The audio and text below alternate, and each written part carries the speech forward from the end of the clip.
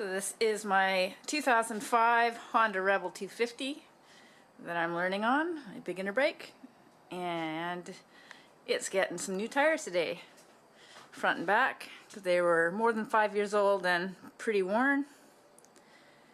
So we're putting Shinkos on. That's pretty worn.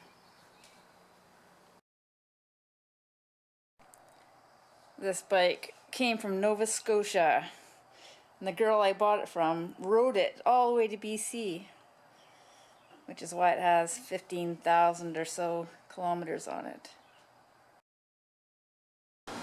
Hey YouTubers, okay, I'm the guy putting the tires on this 250 Rebel. So anyway, must be original chain because there's no master, but it comes off easy. You just pull the axle and roll the tire forward. So on this side, all you have to look for is a spacer, and on this side is a spacer. Really simple. Here it comes off the drum. You can check out the brakes. There's lots of lining left on these.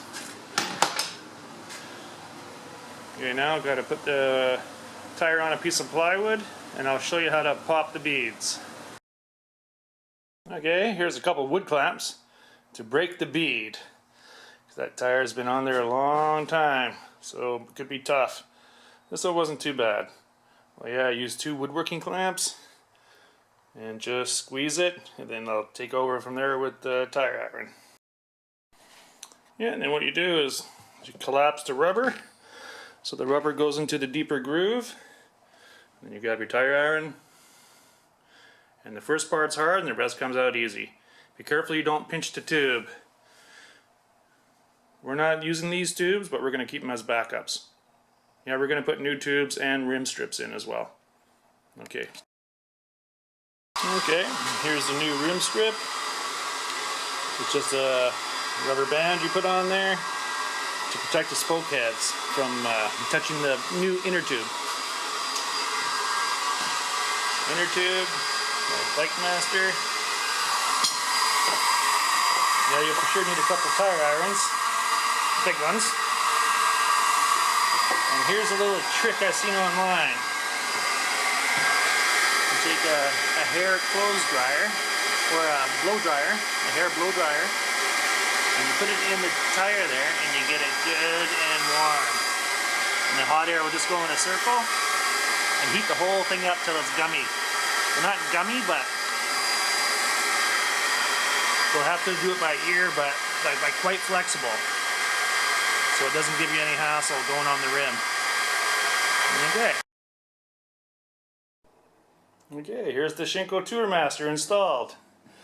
So one thing when you're installing the tires, make sure the bead is seated correctly all the way around, that it's not folded, and also that your dot is directly across from your valve stem, because the dot is the lightest part of the tire and the valve stem is the heaviest part of the rim and tire assembly. So yeah, here's a Shinko Tourmaster. Really nice affordable tire. You can buy these on J&P Cycles or online at other sources. Nice tread pattern. Nice and sticky, extra soft compound for extra contact to the road. Yeah, that's good stuff.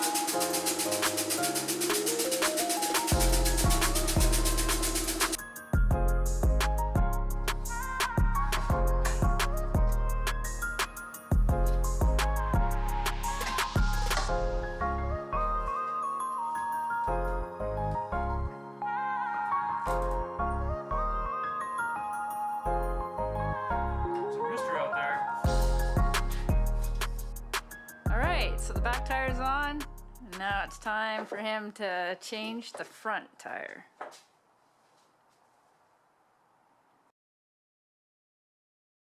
So you can see that the old tires are pretty worn out.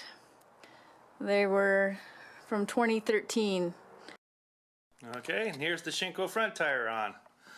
All set up nice. One thing I noticed about the Shinko is, if you can see that, max speed 210 kilometers or 131 miles. Oh darn. Hey YouTubers, here's this Honda Rebel 250 changing the front brake pads. So I don't know if you can see this exactly. You should be able to. The thickness of the brake pad on the right is what I'm taking out, and then the thickness of the brake pad on the left is new. So new, they're about 1/4 inch, and the one I took out was less than a 1/16. So just so you can tell the brake thickness serviceability of the Honda Rebel 250. Okay, yeah, there's the brake pads. Here's the caliper sitting there. It's an easy job. Common tools.